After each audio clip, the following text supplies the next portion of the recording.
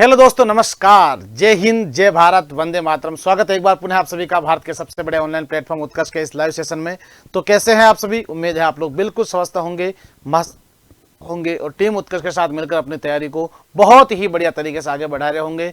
अब आपके एग्जाम की घड़ियां जो है बहुत नजदीक आ चुकी है, नजदीक आ गई है बिल्कुल। अब तो आपका चौखट का जो दरवाजा है वो खटखटा रही है। तो दोस्तों निश्चित रूप से ध्यान रखो, ये आपके किस्मत का दरवाजा हो सकता है अगर आपने अच्छे शिद्दत से मेहनत की है। तो ये दीपावली दोस्तों सिलेक्शन वाली हो सकती है निश्चित रूप से। तो ध्यान रहे दोस्तों, ये जो दीपावली है आज धनतेरस का पावन पर्व है। धनतेरस की मंगल वेला की धन्वंतरी माता की आराधना से आपके घर में बहुत सारे धन की बरसात हो और निश्चित रूप से दोस्तों आप सरकारी सेवा में चयनित हो। मां धन्वंतरी से यही कामना करते हैं और आप लोग निश्चित रूप से सफल हो, ऐसी कामना के साथ में आज का जो सुपर सेशन है वो मैं प्रारंभ कर रहा हूं। तो हो जाए जल्दी से तैयार। देखे एक बार सभी मित्र देखे सेशन को लाइक शेयर कर दीजिएगा। उसके बाद आज का जो सेशन है वो मैं प्रारंभ कर रहा हूँ। हो जाओ तैयार साथियों, बिल्कुल। तो आज से दोस्तों दीपावली का जो 5 दिवसीय महोत्सव है वो प्रारंभ हो रहा है। आप बहुत ही शिद्दत से दोस्तों दीपावली का त्यौहार मनाना।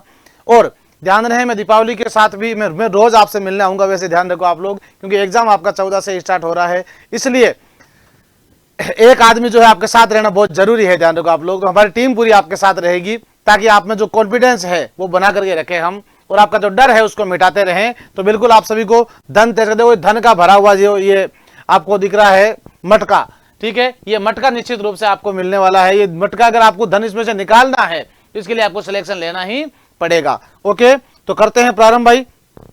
आज के सेशन का पहला सवाल आपके सामने आ गया है।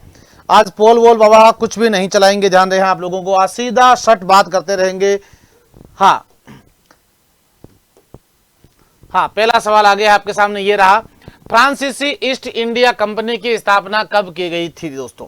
फ्रांसीसी ईस्ट इंडिया कंपनी 1664 ईस्वी में, 1668 ईस्वी में, 1661 ईस्वी में या 1602 ईस्वी में फ्रांसीसी ईस्ट इंडिया कंपनी की स्थापना कब की गई थी? तो ध्यान रखेंगे आप लोग, यहां आपका राइट आंसर हो जाएगा, ए आपका करेक्ट आंसर हो जाएगा। दोस्तों भारत में जो यूरोपीय कंपनी आई थी, देखो आप लोग, यूरोपीय कंपनियों का भारत आगमन, इसमें से सवाल आता है भाई, यूरोपीय कंपनियों का भारत आगमन, भारत आगमन। ओके, तो यूरोपीय कंपनियों के भारत आगमन में आपको ध्यान रखना, सबसे पहले आए थे पुर्तगाली। कौन आए थे? पुर्तगाल। पुर्तगाली सबसे पहले आया था Vasco D gamma, Vasco D gamma 1498 ईस्वी में, ध्यान रखेंगे। लेकिन अगर आपसे प्रश्न पूछे दोस्तों समुद्री मार्ग से भारत आने वाला, तो पहला दोस्तों समुद्री मार्ग की खोज करने वाला कौन था? वास्को डी गामा था दोस्तों। अब आपको यहां ध्यान रखना है कि पुर्तगाली यात्री वास्को डी गामा के भारत आने में गुजरात के किस व्यक्ति ने इसका सहयोग किया था? तो गुजरात के व्यक्ति थे अब्दुल मुनिक, अब्दुल मुनिक के सहयोग से जो है ये भारत आया था। अब आपको ध्यान रहे दोस्तों, अगर प्रश्न आता है कि प्रथम फ्रांसीसी गवर्नर भारत कौन आया था? प्रथम फ्रांसीसी गवर्नर जो भारत आने वाला था उसका नाम क्या है? फ्रांसेस्को दे अल्मेडा, फ्रांसेस्को दे अल्मेडा। और दोस्तों इसके बाद जो भारत आया था उसका नाम क्या था? फ्रांसेस्को दे अल्बेकुर्क, फ्रांसेस्को दे अल्बेकुर्क, अल्बेकुर्क। यहां आपको यह भी ध्यान रखना है दोस्तों, फ्रांसेस्को दे अल्मेडा और फ्रांसेस्को दे अल्बेकुर्क भारत आए थे, और फ्रांस इनके द्वारा दोस्तों इसके बाद आया था Nuno da Cunha, Nuno da Cunha, ध्यान रखेंगे, फ्रांसीसियों में थे। और दोस्तों फ्रांसीसियों को ने भारत में ब्लू वाटर पॉलिसी अपनाई थी दोस्तों, नीले पानी की नीति। ब्लू वाटर पॉलिसी किसके द्वारा अपनाई गई थी? फ्रांसीसियों के द्वारा। और यहां आपको यह भी ध्यान रखना है कि फ्रांसीसी दोस्तों जिन्होंने गोवा पर अपना अधिकार जमाया था, यह भी आपको ध्यान रखना है अच्छे से। और गोवा में इन्होंने दोस्तों पहले पुर्तगाली जो है, ध्यान दीजिएगा, पुर्तगालियों ने गोवा पर अधिकार किया था और पुर्तगालियों के द्वारा दोस्तों गोवा में पहली बार भारत में प्रेस की स्थापना की गई थी, प्रेस की स्थापना की गई थी। यह भी आप लोग अच्छे से ध्यान रखेंगे। इसके अलावा दोस्तों भारत में इन्होंने खूब सारे मंदिरों को गोवा में तोड़वा दिया था, यहां पर चर्च बनाए थे। आज भी भारत का सबसे बड़ा चर्च जो है, ध्यान रखो आप लोग, कैथेड्रल चर्च, कैथेड्रल चर्च जो कहां पर है? गोवा में है। ये आप लोग अच्छे से ध्यान रखेंगे। और पुर्तगालियों के बाद दोस्तों भारत में आए थे डच, उसके बाद कौन आए थे? डच आए थे, ध्यान रखो आप लोग। डचों के बाद में आए थे अंग्रेज, अंग्रेज के बाद में आए थे डेविस, डेविस के बाद में आए थे फ्रांसीसी। ठीक है, तो यहां आपको सबसे पहले ध्यान रखना है, पुर्तगालियों के बाद कौन आए थे? डच आए थे। डचों में सबसे पहले कौन आया था? डचों में आया था कार्नेलियन हाउटमैन, कार्नेलियन हाउटमैन, ध्यान रखो आप लोग, हाउटमैन, अच्छे से ध्यान रखेंगे आप लोग। अंग्रेजों में दोस्तों सबसे पहले भारत में अगर मैं बात करूं आपसे, तो पहला अंग्रेज captain Hawkins, sir Thomas Roe, William Finch, Edward Terry, ध्यान रखो ये अंग्रेज आए थे। और फ्रैंक केरो के रूप में, फ्रैंक केरो के रूप में पहला फ्रांसीसी यहां भारत आया था दोस्तों। फिर अंग्रेजों ने धीरे धीरे इनका सफाया कर दिया और अपना आधिपत्य दोस्तों यहां स्थापित किया।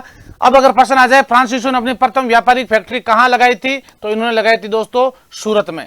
अब अगर आपसे कोई पूछे कि अंग्रेजों ने प्रथम व्यापारिक, फ्रांसीसियों ने लगा दी कहां पर? सूरत में। अगर आपसे पूछे कि अंग्रेजों ने प्रथम व्यापारिक फैक्ट्री कौन सी लगाई थी, ठीक है, पुर्तगाली, डच, अंग्रेज, डेविस, फ्रांसीसी, क्रम याद रखना। अंग्रेजों ने अपनी प्रथम व्यापारिक फैक्ट्री दोस्तों कहां लगाई थी? आप लोग उत्तर करते हो सूरत, पूर्णतः गलत होता है। अंग्रेजों ने पहली व्यापारिक फैक्ट्री सूरत में लगाने का प्रयास किया था, लेकिन वहां पर पुर्तगाली और स्थानीय नागरिकों का विरोध हो गया था, इसीलिए इन्होंने प्रथम व्यापारिक फैक्ट्री फिर कहां लगाई थी? मछलीपट्टनम में लगाई थी दोस्तों, मछलीपट्टनम, जिसे उस समय कहते थे मैसूलीपट्टनम दोस्तों, जहां पर अंग्रेजों की प्रथम फैक्ट्री लगी थी, अंग्रेजों की प्रथम फैक्ट्री लगी थी, जिसके बारे में आपको अच्छे से ध्यान रखना है। पहला सवाल दोस्तों बहुत शानदार सवाल मिला है दोस्तों, स्क्रीनशॉट लीजिए इसका, जल्दी से देखें।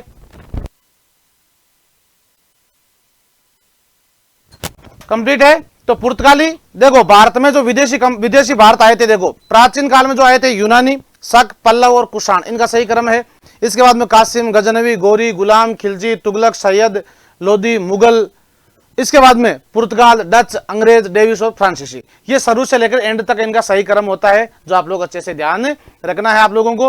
ओके, नेक्स्ट क्वेश्चन आ गया है आपके सामने, आने दीजिए जल्दी से, देखकर राइट आंसर आपका क्या होता है। ये रहा भाई, आत्माराम पांडुरंग और आरजी भंडारकर का संबंध किस संस्थान स्थापना से रहा है दोस्तों? ध्यान रखो आप लोग, देव समाज से, ब्रह्म समाज से, आर्य समाज से या प्रार्थना सभा से? बिल्कुल दोस्तों, आत्माराम पांडुरंग का नाम आते ही आपके दिमाग में प्रार्थना सभा आनी चाहिए।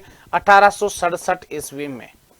कब भाई? 1867। और इसका उद्देश्य क्या था? महिला, पिछड़े वर्ग, उन सबको संबल प्रदान करना था, महिलाओं को शिक्षित करना, महिला शिक्षा को लेकर के जो दलित वंचित समाज है, ध्यान रखो आप लोग, उस समाज को आगे बढ़ाना। ठीक है, ये सभी कार्य दोस्तों आत्माराम पांडुरंग प्रार्थना सभा। आर्य समाज आप सभी ध्यान रखेंगे दोस्तों, मोस्ट और इंपॉर्टेंट है। आर्य समाज की स्थापना की थी स्वामी दयानंद सरस्वती ने, स्वामी दयानंद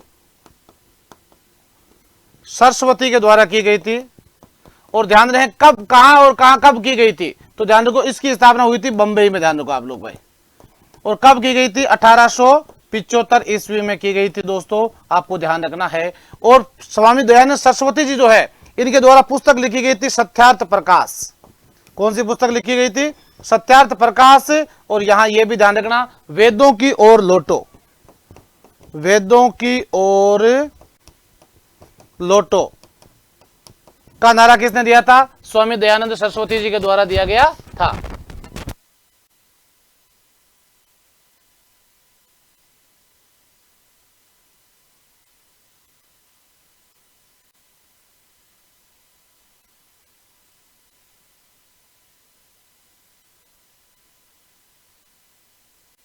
ओके, सत्यार्थ प्रकाश। अब इसके बाद में ब्रह्म समाज, ध्यान रखो दोस्तों, ब्रह्म समाज की जो स्थापना है वो हुई थी 1828 ईस्वी में। कब हुई थी? 1828 ईस्वी में। और 1828 ईस्वी में दोस्तों किसके द्वारा की गई थी? राजा राम मोहन राय के द्वारा। राजा राम मोहन राय, राम मोहन राय के द्वारा ब्रह्म समाज की स्थापना की गई थी। और इन्हीं के प्रयासों से दोस्तों 1829 ईस्वी में सती प्रथा को कानूनी अपराध, सती प्रथा को जो है वो कानूनी अपराध घोषित किया गया था दोस्तों। सती प्रथा को कानूनी अपराध घोषित कर दिया गया था 1829 ईस्वी में। तो यहां आपको अच्छे से ध्यान रखना है भाई। हाँ, नेक्स्ट आपको ध्यान रखना है कब? 1829 ईस्वी में। किसके प्रयासों से और किसने दोस्तों? लॉर्ड विलियम बेंटिंग ने।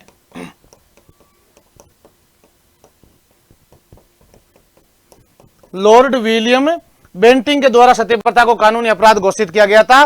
ब्रह्म समाज दोस्तों कई बार एग्जाम में पूछा गया है। अब अगर आपसे पूछे कि सती प्रथा को कानून की किस धारा के तहत कानूनी अपराध घोषित किया गया है, तो धारा 17 के तहत। भाई किसके तहत? धारा 17 के तहत सती प्रथा को कानूनी अपराध घोषित किया गया है। यहां आपका प्रार्थना सभा बिल्कुल दोस्तों करेक्ट आंसर हो जाएगा दोस्तों, ध्यान रखो।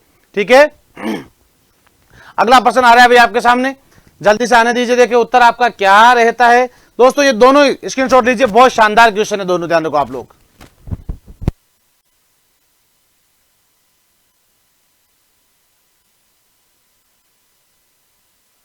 अगला प्रश्न आ गया है, ये रहा, निम्नलिखित में से कौन सी चोटी नेपाल में स्थित है? भाई ध्यान रखो आप लोग, नंदा देवी, कंचनजंगा, या फिर धौलागिरी, या फिर कामेट। दोस्तों देखो कामेट कहां पर है? उत्तराखंड में है, उत्तराखंड में है।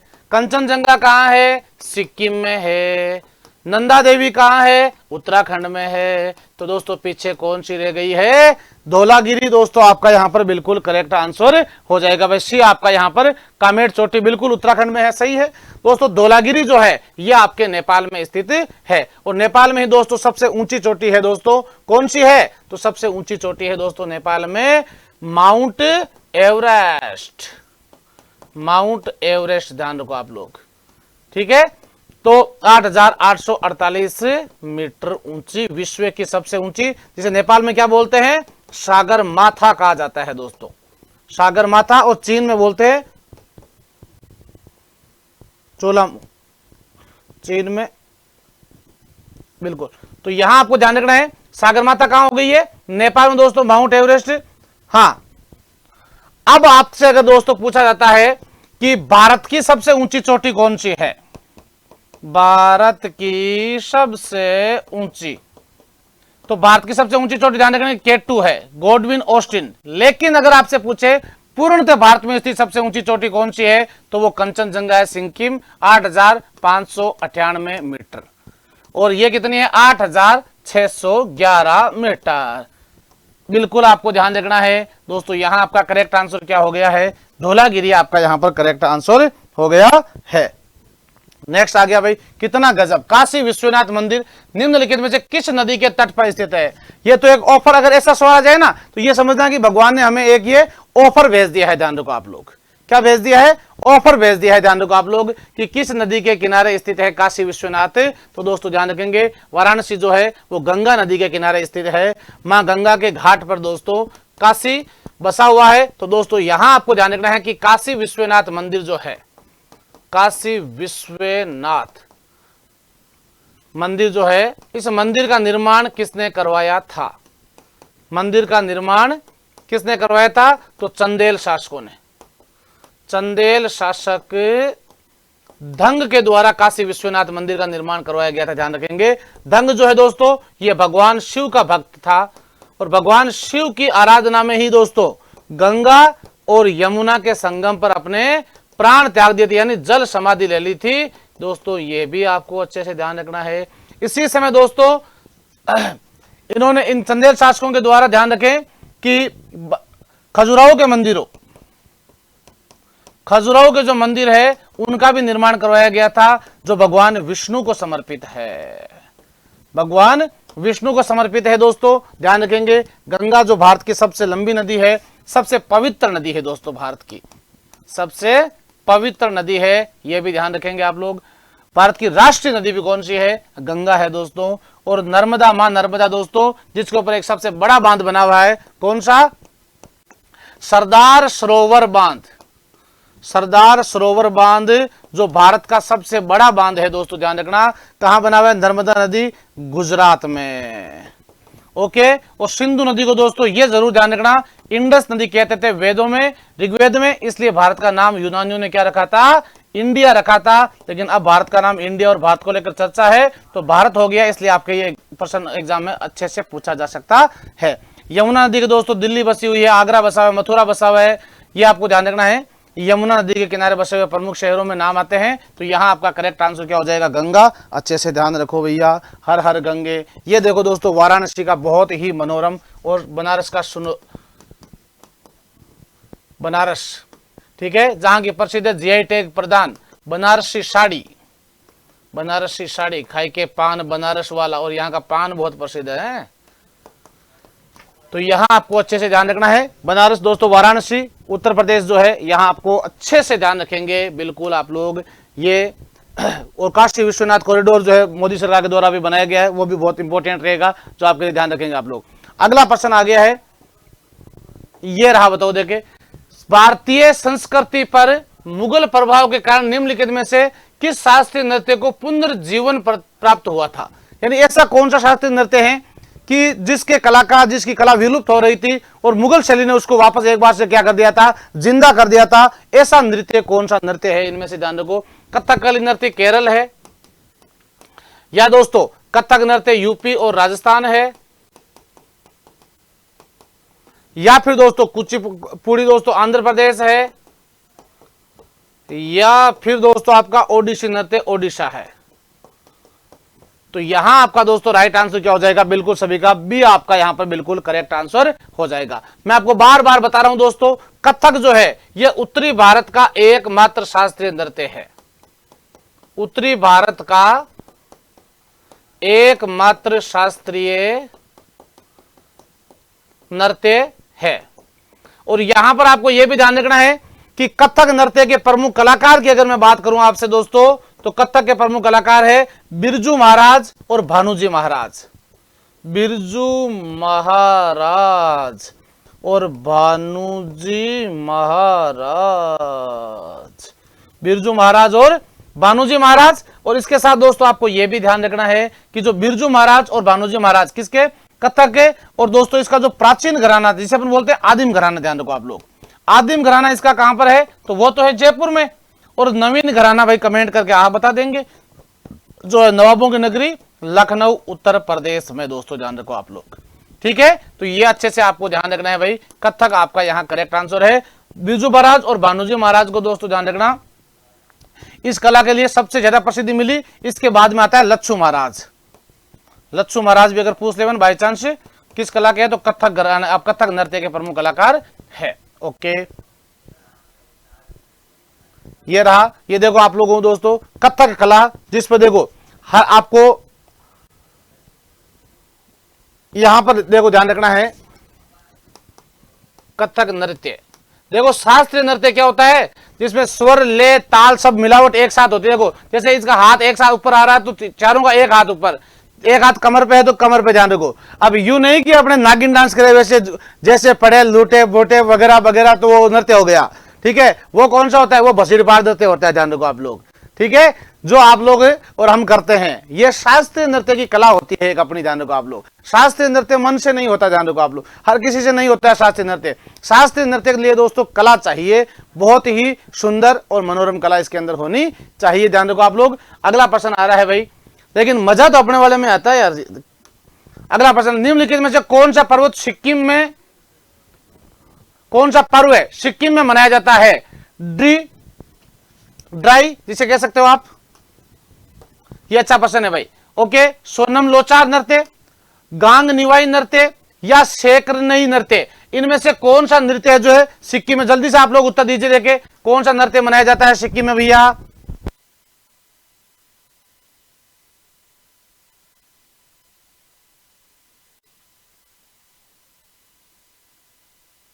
हाँ, निम्नलिखित में से कौन सा पर्व सिक्किम के अंदर जो है वो मनाया जाता है। तो सभी मित्र ध्यान रखेंगे, यहां आपका दोस्तों राइट आंसर हो गया है सोनम लोचार नृत्य, ध्यान रखो भाई आप लोग, कौन सा है, सोनम लोचार नृत्य जो है ये सिक्किम में मनाया जाता है दोस्तों। अब इसके बाद में तमु लोचर, कौन सा भाई, तमु लोचर, यह भी कहां मनाया जाता है, तमु लोचर दोस्तों यह भी सिक्किम का एक प्रसिद्ध नृत्य है, ध्यान रखो आप लोग। इसके अलावा दोस्तों लोसुंग नृत्य, कौन सा, लोसुंग, लोसुंग पर्व जो है यह भी कहां मनाया जाता है दोस्तों, सिक्किम में मनाया जाता है। इसके बाद में माघे संक्रांति, मकर संक्रांति, माघे संक्रांति, मकर संक्रांति वैसे पंजाब की प्रसिद्ध है, माघे संक्रांति, ये प्रमुख दो त्योहार जो दोस्तों कहां मनाए जाते हैं, सिक्किम के अंदर मनाए जाने वाले ये प्रमुख त्योहार है दोस्तों, ये आपको अच्छे से ध्यान रखना है। हाँ, नेक्स्ट आ गया है आपका ये रहा, बताओ देखिए। अरे वाह क्या सवाल आया है, गजब ब्रांडेड सवाल आ गया भैया। लिच्छवियों के प्रमुख की बेटी कुमारी देवी का विवाह किसके साथ में हुआ था दोस्तों, ध्यान रखो आप लोग। लिच्छवी नरेश कुमार गुप्त, आपके लिच्छवी नरेश जो थे उसकी बेटी थी कुमारी देवी। उस कुमारी देवी का विवाह किसके साथ हुआ था? चंद्रगुप्त सेकंड के साथ, चंद्रगुप्त प्रथम के साथ, समुद्रगुप्त के साथ या घटोत्कच के साथ। ये गुप्त वंश के राजा है सारे के सारे। किस वंश के हैं? गुप्त वंश के राजा है। और दोस्तों ध्यान रखेंगे इसका विवाह हुआ था चंद्रगुप्त प्रथम के साथ में कुमारी देवी का, और इसने कुमारी देवी के नाम से सिक्के भी चलाए थे। और यह पहला राजा था चंद्रगुप्त प्रथम दोस्तों जिसने महाराजाधिराज की उपाधि धारण की थी दोस्तों। महाराजाधिराज की उपाधि धारण करने वाला पहला शासक कौन हुआ था? तो वो हुआ था चंद्रगुप्त प्रथम। दोस्तों चंद्रगुप्त सेकंड जो है, ध्यान रखो, इसने जो उपाधि ली थी, ध्यान रखो आप लोग, आपके तो विक्रमादित्य की उपाधि भाई, ध्यान रखो। विक्रमादित्य की उपाधि लेने वाला सबसे शक्तिशाली राजा दोस्तों, 14 राजा हुए थे, उनमें सबसे शक्तिशाली चंद्रगुप्त सेकंड ही था दोस्तों। कुल 14 राजाओं में से सबसे शक्तिशाली। इसी को दोस्तों शकों को हराने के कारण शकोरी भी कहा जाता है। और इसने शकों को हरा करके कौन सी मुद्राएं चलाई थी? चांदी की मुद्राएं चलाई थी भाई, ध्यान रखो आप लोग। समुद्रगुप्त दोस्तों जिसे भारत का नेपोलियन कहते हैं, और इसे लिच्छवी दोहित्र कहा जाता है, ध्यान रखो आप। लिच्छवी का दोहिता हो गया ना, तो लिच्छवी दोहित्र किसे कहते हैं? समुद्रगुप्त। और इसे भारत का नेपोलियन है। किसने कहा भाई? तो भारत का नेपोलियन इसने कहा V.A. Smith, Vincent Arthur Smith ने कहा था। चंद्रगुप्त सेकंड इस वंश का सबसे शक्तिशाली राजा हुआ था। इस वंश का जो संस्थापक हुआ था श्रीगुप्त हुआ था, लेकिन इस वंश का जो वास्तविक संस्थापक हुआ था वो हुआ था चंद्रगुप्त प्रथम। वास्तविक संस्थापक चंद्रगुप्त प्रथम हुआ था, जिसने अपने राज्याभिषेक के दिन 319 ईस्वी में गुप्त संवत चलाई थी भाई, गुप्त संवत चलाई थी। और गुप्त काल को कला संस्कृति के विकास के कारण भारतीय इतिहास का स्वर्ण काल कहा जाता है। इतिहास का स्वर्ण काल किस काल को कहते हैं भाई? गुप्त काल को। और चंद्रगुप्त सेकंड के समय मैंने आपको पहले बताया था एक दिन, 9 रत्न रहते थे, इसलिए इसका समय भारतीय साहित्य का स्वर्ण काल भाई, साहित्य का स्वर्ण काल इसके काल को कहा जाता है। कंप्लीट है। नेक्स्ट प्रश्न आ गया भाई, ये रहा। अलाउद्दीन खिलजी का मदरसा और मकबरा किस स्थान पर स्थित है दोस्तों? किसका? अलाउद्दीन खिलजी का मकबरा जो है दोस्तों किस स्थान पर स्थित है? जल्दी से कमेंट कीजिए। देखें, नई दिल्ली में है, आगरा में है, लाहौर में है या फिर लखनऊ में दोस्तों। अलाउद्दीन खिलजी जिसे सिकंदर ए शाहनी या द्वितीय सिकंदर के नाम से जानते हैं। अलाउद्दीन खिलजी दोस्तों ध्यान रखेंगे आप लोग, तो सभी मित्र ध्यान रखेंगे। अलाउद्दीन खिलजी, सबसे पहले मकबरे को छोड़ो आप लोग। अलाउद्दीन खिलजी जिसका समय काल क्या रहा था? 1296 से लेकर 1316 ईस्वी तक। उपनाम के रूप में क्या बोलते हैं? सिकंदर ए शाहनी या द्वितीय सिकंदर इसे कह सकते हो आप, इसे द्वितीय सिकंदर के नाम से इसको जानते हैं। अलाउद्दीन खिलजी दोस्तों इस वंश का सबसे शक्तिशाली राजा हुआ था, जिसके बचपन का नाम क्या था? अली वे गुरसप्पा। गैलसप्पा नहीं है, गुरसप्पा, अली गुरसप्पा, अली वे गुरसप्पा, ध्यान रखो आप लोग। और दोस्तों अलाउद्दीन खिलजी के समय की देखो 2-3 प्रमुख योजनाएं मैं बताता हूं। एक तो बाजार नियंत्रण योजना, बाजार नियंत्रण योजना अपनाने वाला पहला कौन था? अलाउद्दीन खिलजी। भारत में पहली बार दोस्तों ध्यान रखो बाजार नियंत्रण के अलावा ध्यान रखें घोड़ा दागने की प्रथा, घोड़ा दागने की प्रथा पहली बार किसने शुरू की? सैनिकों का हुलिया लिखने की प्रथा, सैनिकों का हुलिया लिखने की प्रथा किसने चलाई थी? अलाउद्दीन खिलजी ने चलाई थी। इसके अलावा दोस्तों आपको ध्यान रहे कि अलाउद्दीन खिलजी ने चराईकर और गड्डीकर के नाम से 2 नए टैक्स लगाए थे, जो किसने लगाए थे? अलाउद्दीन खिलजी के द्वारा लगाए गए थे। और दोस्तों अलाउद्दीन खिलजी ने 1301 ईस्वी में रणथंबोर पर आक्रमण किया था, हमीर देव चौहान पर। 1303 ईस्वी में आक्रमण किया था दोस्तों चित्तौड़ पर। 1305 ईस्वी में मालवा पर आक्रमण किया था। 1308 ईस्वी में दोस्तों शिवाना बाड़मेर पर आक्रमण किया था। 1311 ईस्वी में दोस्तों जालोर राव कानड़देव सोनगरा पर आक्रमण किया था।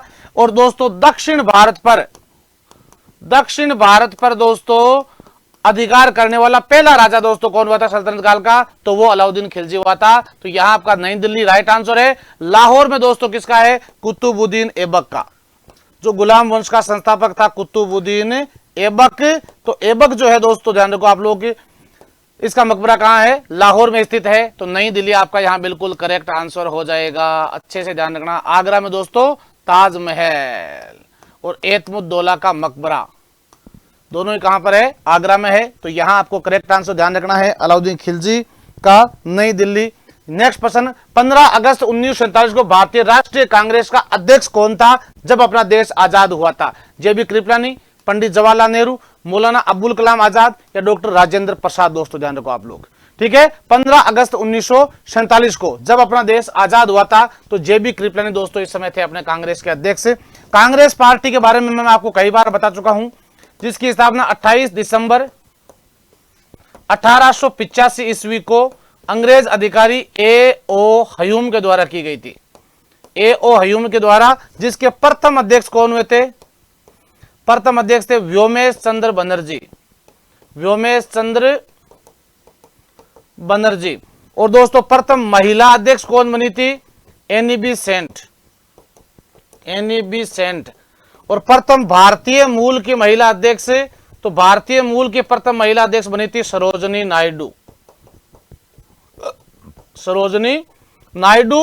और दोस्तों ध्यान रखना कि कांग्रेस पार्टी का जो 1907 ईस्वी में सूरत अधिवेशन हुआ था, कौन सा अधिवेशन भाई? सूरत अधिवेशन हुआ था। इसमें कांग्रेस दो भागों में बंट गई थी, एक तो गरम दल और दूसरा नरम दल। अब अगर आपसे पूछ दे गरम दल और नरम दल वापस एक कब हुए थे, तो 1916 ईस्वी में हुआ था कांग्रेस का लखनऊ अधिवेशन, लखनऊ अधिवेशन, जिसमें कांग्रेस एक हो गई थी। पंडित जवाहरलाल नेहरू ने 1929 ईस्वी में कांग्रेस के लाहौर अधिवेशन की अध्यक्षता की थी, जिसमें पूर्ण स्वतंत्रता की मांग रखी, पूर्ण स्वतंत्रता की मांग रखी थी। और 26 जनवरी 1930 ईस्वी को पूर्ण स्वतंत्रता दिवस मनाया गया था, लाहौर में रावी नदी के किनारे अपना तिरंगा फहरा कर। तो यह आपको अच्छे से ध्यान रखना है भाई। मौलाना अब्दुल कलाम आजाद जो है ये स्वतंत्र भारत के प्रथम शिक्षा मंत्री हुए थे भाई। वर्तमान कौन है? धर्मेंद्र प्रधान, ठीक है, वर्तमान है धर्मेंद्र प्रधान, ध्यान रखना,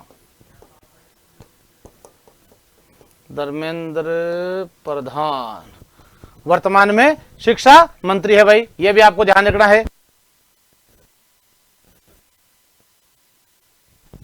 ओके, अगला प्रश्न आ गया है भाई आपके सामने, यह रहा, साधारण विधेयक से संबंधित गतिरोध को दूर करने के लिए संसद के दोनों सदनों की संयुक्त बैठक कौन बुलाता है? बहुत मस्त सवाल है, बहुत ही इंपॉर्टेंट क्वेश्चन है दोस्तों, ठीक है। यानी साधारण विधेयक से संबंधित गतिरोध को दूर करने के लिए संसद के दोनों सदनों की संयुक्त बैठक राष्ट्रपति बुलाता है, प्रधानमंत्री बुलाता है, लोकसभा का अध्यक्ष या उपराष्ट्रपति? तो निश्चित रूप से दोस्तों आपका उत्तर क्या होगा? राष्ट्रपति होगा। अब प्रश्न आता है किस अनुच्छेद के तहत संसद का संयुक्त अधिवेशन होता है? अनुच्छेद 108 के तहत होता है भाई। किसके तहत होता है? अनुच्छेद 108 के तहत संसद का संयुक्त अधिवेशन बुलाया जाता है। संसद का संयुक्त अधिवेशन राष्ट्रपति मंत्री परिषद की सलाह पर करता है भाई, मंत्री परिषद की सलाह पर करता है, जिसमें लोकसभा और राज्यसभा दोनों एक साथ बैठती है। दोस्तों ध्यान रहे, प्रश्न सबसे इंपॉर्टेंट अब आ रहा है कि जो संयुक्त अधिवेशन होगा इसकी अध्यक्षता कौन करेगा? तो इसकी भाई अध्यक्षता करेगा लोकसभा का अध्यक्ष, लोकसभा का स्पीकर जो होता है वो इसकी करता है अध्यक्षता। बुलाता कौन है? बुलाता भाई राष्ट्रपति है, अनुच्छेद 108 के तहत। राष्ट्रपति की शक्तियों के संदर्भ में देखो, आर्टिकल 72 के तहत राष्ट्रपति के पास समाधान की शक्ति होती है। राष्ट्रपति किसी भी व्यक्ति की सजा को कम या माफ कर सकता है। अनुच्छेद 108 के तहत आपके संयुक्त अधिवेशन बुलाता है। अनुच्छेद 111 जेबी वीटो या पॉकेट वीटो शक्ति का प्रयोग होता है, 1986 में ज्ञानी जेल सिंह ने किया था। इसके बाद दोस्तों अनुच्छेद 123 के तहत अध्यादेश जारी करता है। अध्यादेश जारी करने की शक्ति किसके पास है? राष्ट्रपति के पास। अनुच्छेद 143 के तहत राष्ट्रपति परामर्श शक्ति, सुप्रीम कोर्ट से परामर्श मांगता है, परामर्श शक्ति, ध्यान रखो आप लोग। इसके अलावा दोस्तों ध्यान रखना अनुच्छेद 352, 356 और 360 राष्ट्रपति की ध्यान रखना आपातकालीन शक्तियां हैं, आपातकालीन शक्तियां हैं। ओके, कोई सा भी आर्टिकल अगर आपसे पूछ ले तो ध्यान रखना, इसके अलावा नियुक्ति के संदर्भ की अलग अलग शक्तियां हैं जो मैं कई बार आपसे जिक्र कर चुका हूं, तो आप लोग ध्यान रखें भाई। यहां आपका राइट आंसर क्या हो जाएगा, राष्ट्रपति। और ध्यान रखेंगे ये कार्य राष्ट्रपति खुद करता है। राष्ट्रपति जो होता है वो देश का संवैधानिक प्रमुख होता है, संवैधानिक प्रमुख। लेकिन ये किसके कहने पर होता है सब, क्योंकि ये वास्तविक जो प्रमुख होता है देश में वो होता है भारत का प्रधानमंत्री, जो वर्तमान में है नरेंद्र मोदी। भाई ध्यान रखो आप लोग, कौन है, नरेंद्र मोदी। और दोस्तों यहां आपका अनुच्छेद 63 के तहत किसका प्रावधान है, उपराष्ट्रपति का। यह भी आपको अच्छे से ध्यान रखना। 64 के तहत उपराष्ट्रपति राज्यसभा का पदेन सभापति होता है। ये छोटे छोटे सवाल दोस्तों एग्जाम में कंफ्यूज कर देते हैं, आप लोग अच्छे से ध्यान रखें, इसलिए इसको इतनी स्पीड से आज रिवीजन करवा रहा हूं ताकि दोस्तों अब जो है आपके एग्जाम होने ही वाले हैं तो निश्चित रूप से आप उसको अच्छे से कवर कर सके। अगला प्रश्न आ गया भाई, कौन सा इंडोनेशिया का विशालतम हिंदू मंदिर त्रिमूर्ति ब्रह्मा विष्णु तथा शिव महेश को समर्पित है दोस्तों। ठीक है, बोरोबुदूर का मंदिर, अंकोरवाट का विष्णु मंदिर, ध्यान रखो आप लोग, या फिर उल्लुवातु मंदिर दोस्तों, या प्रम्बानंद मंदिर दोस्तों, ध्यान रखो आप लोग, कौन सा मंदिर जो है वो समर्पित है दोस्तों। तो यहां पर दोस्तों इंडोनेशिया का जो मंदिर है, देखो सीधी सी बात ध्यान रखो, यहां पर सबसे इंपॉर्टेंट आपको ध्यान रखना है अंकोरवाट का विष्णु मंदिर, ध्यान रखो आप लोग, लेकिन वो तो इंडोनेशिया में नहीं है दोस्तों। प्रम्बानंद मंदिर जो है यहां पर आपको ध्यान रखना है भगवान ब्रह्मा विष्णु और महेश, जगत ब्रह्मा दोस्तों, जिनको ध्यान रखना सृष्टि का रचयिता कहा जाता है। और ब्रह्मा जी का मंदिर वैसे दोस्तों अपने कहां पर है, प्रसिद्ध मंदिर जो है पुष्कर अजमेर में है, ये भी आप लोग अच्छे से ध्यान रखना। लेकिन यहां आपका राइट आंसर क्या हो जाएगा, इंडोनेशिया दोस्तों, इंडोनेशिया जकार्ता, इंडोनेशिया जिसकी राजधानी है भाई जकार्ता थी, अब हो गई नुसंतारा, नुसंतारा, ध्यान रखें। और दोस्तों ये मुस्लिम राष्ट्र है, लेकिन आज भी यहां पर रामलीला की जाती है। अटल बिहारी वाजपेयी को सुनना आप कभी, और मोदी ने भी स्पीच दिया था इसके ऊपर, आज भी अपनी संस्कृति को जिंदा के हम जो है अपनी संस्कृति को जिंदा रखने की ये लोग आज भी भगवान राम, क्योंकि जो जिस समय भगवान राम ने दोस्तों लंका पर चढ़ाई की थी और उस समय जो बाली और सुग्रीव जो है आपको ध्यान होना चाहिए वो यही के थे भाई, सुमात्रा द्वीप बोलते थे इसको पहले क्या बोलते थे, सुमात्रा द्वीप कहा जाता था। दीपावली मना रहे हो तो ध्यान रखो ये बात, सुमात्रा द्वीप, जहां के ध्यान रखना बाली और सुग्रीव, बाली अन्यायी को भगवान राम ने इनका वध किया था, और जो सुग्रीव है, बाली एक शहर भी है ध्यान रखो यहां पर, जहां पर G20 सम्मेलन हुआ था, वो दोस्तों सुग्रीव जो है, सुग्रीव छोटे भाई ध्यान रखो, जिसको भगवान राम ने राजा बनाया था, ये कहां के थे, यहीं के तो थे भैया। अंकोरवाट का जो विष्णु मंदिर, अंकोरवाट का किसको मंदिर किसको समर्पित है, भगवान विष्णु को समर्पित है, जो विश्व का सबसे बड़ा मंदिर है भाई, विश्व का सबसे बड़ा मंदिर, ध्यान रखेंगे आप लोग, अंकोरवाट का विष्णु मंदिर है। तो यह आपको अच्छे से सभी ध्यान रखेंगे आप लोग।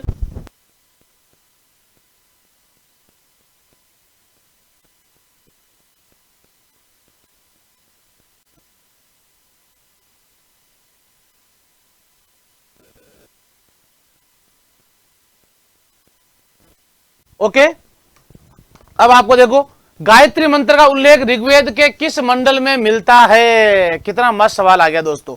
विश्व का सबसे प्राचीनतम मंत्र है ओम भूर्भुवस्सुवः है तत्सवितुर्वरेण्यम भर्गो देवस्य धीमहि धियो यो न प्रचोदयात्। तो ध्यान देखें दोस्तों, गायत्री मंत्र जो है पहले में है, 9वें में है, तीसरे में है, 8वें में है। राइट आंसर होगा आपका तीसरा, जो ऋग्वेद है दोस्तों।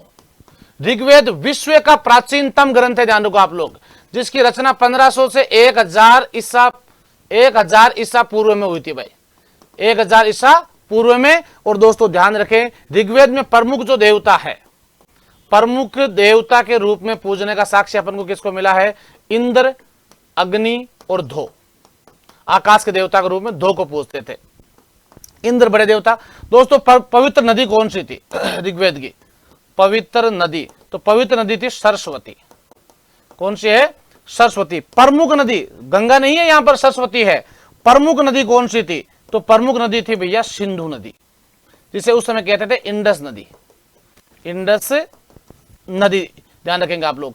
अब आपको ध्यान रखना है, ऋग्वेद का जो 7वां मंडल है दोस्तों, इसमें पहली बार अपन को युद्ध का वर्णन मिलता है, 10 राज्य युद्ध भाई, 10 राज्य युद्ध। और ऋग्वेद का जो 10वां मंडल है भाई, इसमें अपन को 4 वर्गों का बंटवारा मिलता है। और वो 4 वर्ग कौन कौन से है? ब्राह्मण, क्षत्रिय, वैश्य और शूद्र। ध्यान रखो आप लोग, ये 4 वर्ग जो है पहली बार अपन को 10वें मंडल में मिलते हैं। ऋग्वेद दोस्तों, जिसमें कुल कितने मंडल है? कुल है दोस्तों 10 मंडल।